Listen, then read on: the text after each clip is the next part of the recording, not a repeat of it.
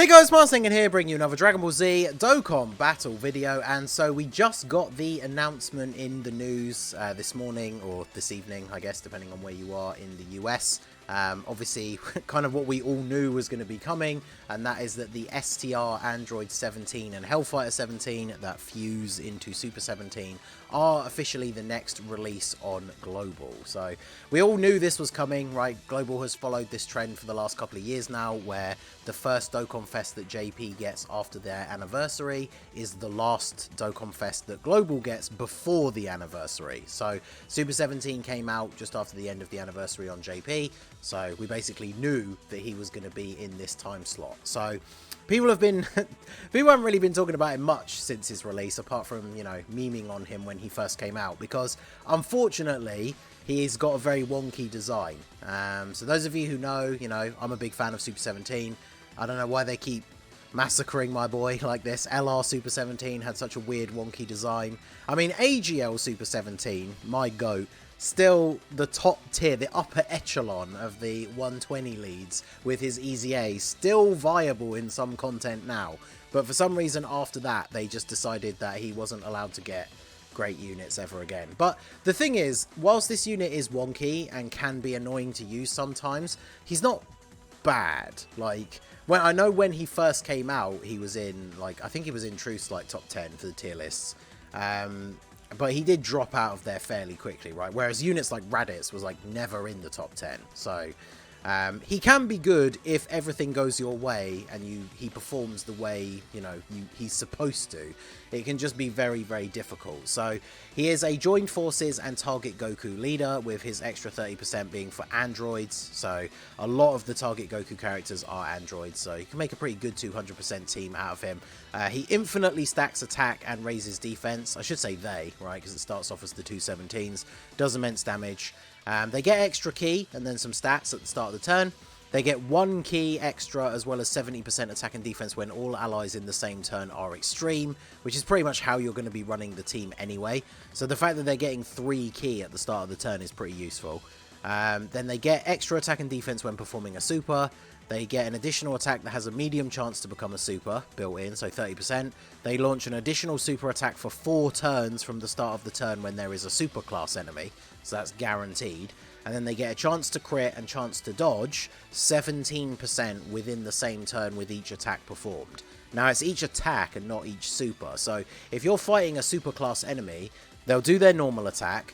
Then they get the additional attack that could or could not be a super. Then they get the guaranteed additional because it's a super class enemy. So that's 3 attacks. And then obviously if you get any dupes or you put skill orbs in them so they have additional in their hidden potential, you could then get a 4th attack. So that does build up to being a pretty reasonable amount of crit chance and dodge. Right, so additional definitely the way to go for them in the hidden potential. So like against a superclass enemy where you're getting these 3 attacks, that's 51% chance to crit on the 3rd attack, and then after that they have a 51% chance to dodge. So that can be pretty good. Now the biggest issue with them, you might be thinking, if you've never seen this unit so far, just by hearing that part of their passive, you might think, well, they're actually really good. Why does nobody like them? Well, the fusion condition to fuse into Super 17 can be activated when HP is 70% or less, starting from the 5th turn. So not only do you have to get to turn 5, but then you also have to be at 70% or less HP. It can't be one or the other, it has to be both. And the problem is, some of the units that are quite good on the Android team, 19 and Jiro can still be pretty decent. Int Cell obviously has that ability that if you drop below 40% HP, because it's 40 now after his Easy A instead of 30, he gives you a full heal. So sometimes you can get to turn 5 and you actually just can't drop below the HP threshold because of all the healing that this team can have. So that can be pretty annoying. But once he fuses into Super 17, this card is kind of similar to the STR Goku and Gohan. Once he fuses into Super 17, he's got pretty solid stats at the start of the turn, gets a big attack buff when performing a super, then he has 34% damage reduction, he gets additional damage reduction of 17% for 4 turns, so when you transform him straight away, he has 51% damage reduction, which is pretty good. Additional attack that has a high chance to super after he's received a hit, so if he's in slot 1. Additional defense 17% with each attack received up to 170. So he can get up to ridiculous levels of defense, but he has to get hit 10 times, and you can't even exchange into him until turn 5. So chances are by the time you get him fully built up, you might be lucky if you're like at turn 10 by that point. And some of these fights like Metal Cooler Core don't go for 10 turns. So it's just a little bit annoying with the way he's designed. It's very difficult to get him out and then get him built up like before the fight's actually over, which is kind of crazy. So he has built-in chance to crit against a super enemy. He absorbs Ki Blast super attacks and recovers 34% of the damage absorbed as HP, but only when HP is 70% or less. So this is another really annoying thing about him. Now, because that's the same condition as his fusion, it does mean that on the turn where you fuse, this will be active, right? The damage being able to absorb a super. And then he foresees enemy super attacks when HP is 34% or less, which is kind of a shame because that's a very difficult restriction to get to. But I mean, if you can combo those off and you're fighting a you're fighting a Ki Blast super enemy, you can see where the super attack is and he's going to absorb it, which is pretty cool. But yeah, he's just a little bit wonky. Unfortunately, as always with Super 17, he doesn't have big bad bosses, which is a little bit unfortunate. He has the side banner unit, the Dr. Mew and Dr. Gero. They're pretty good. They're a target Goku support unit. They get extra buffs when there is a Goku enemy. So, I mean, one good thing for this guy releasing before the anniversary is a lot of the anniversary content. There's that event where you fight against all of the anniversary units in like the 8 different stages. And obviously a lot of them have a Goku, right? Because you're either fighting Goku and Vegeta or you're fighting like Gogeta or Vegito.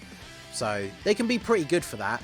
And I was having a look at Target Goku, right, to see if there's been any major buffs to Target Goku since these guys came out on JP, because obviously we've had Saiyan Day, we've had Golden Week since the JP had their anniversary, and one big buff to this team is obviously this man right here, the Int Piccolo Jr.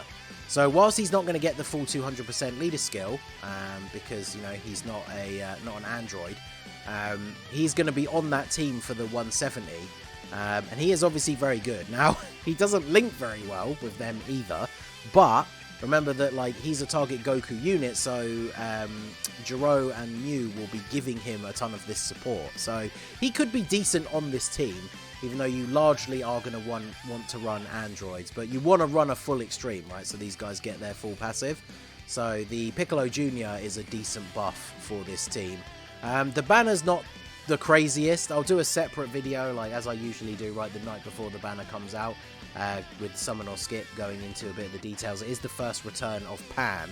And then I had a look back to, obviously this is the time slot where this banner was coming out last year, which is where we got Captain Ginyu. And I went back to look at my summon video.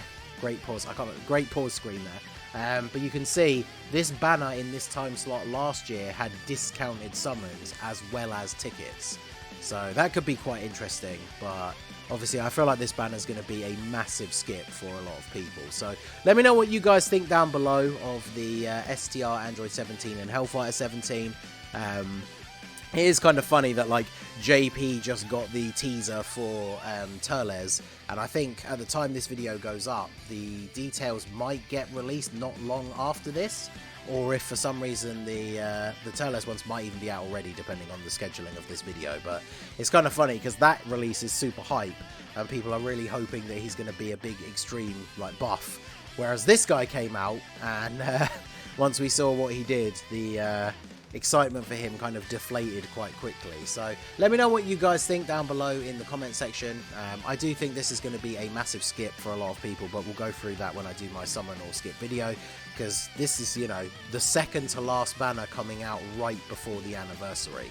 And for most people, like, your box is not going to be made considerably better by pulling this guy at the sacrifice of stones that you could be spending to summon on the anniversary banners. So unfortunately, it is what it is. I don't know why they keep doing this to my boy Super 17. Maybe one day we'll get another really good one. Maybe the LR will get his Easy A at some point and actually be really good, but you never know. So let me know what you guys think down below. Are you going to be summoning? Are you going to be skipping? Maybe you're just going to pick up the tickets. Maybe you'll just try the discounts. I actually should have double checked. I don't know if the last step for Ginyu was guaranteed featured or not. Let me have a look. So let's go through here. So the first multi was 5 units for 25 stones. And then the next one was 30. And then is the last one guaranteed featured? So you get 7 units. And then is it going to say on here? Yeah, guaranteed featured was the last step. So 45 stones for 10 units, and the last step was guaranteed featured. So that means if you want to do all the steps, then it's what, 25? So it's going to be like 100 stones, and you will end up getting what, 22 units, and one of them is guaranteed featured. So I mean, it could be worth a try, I guess, if you want to. If you want to try the discounts. But yeah, discounted multis, I probably wouldn't recommend summoning, but let me know what you guys think down below in the comment section. So that is going to be it for the video, guys. This has been the Masked Ningen. Smash that like button, subscribe to the channel if you are new. Check out the links down below for the Discord and the merch store, and I will see you all again soon. Have a good one.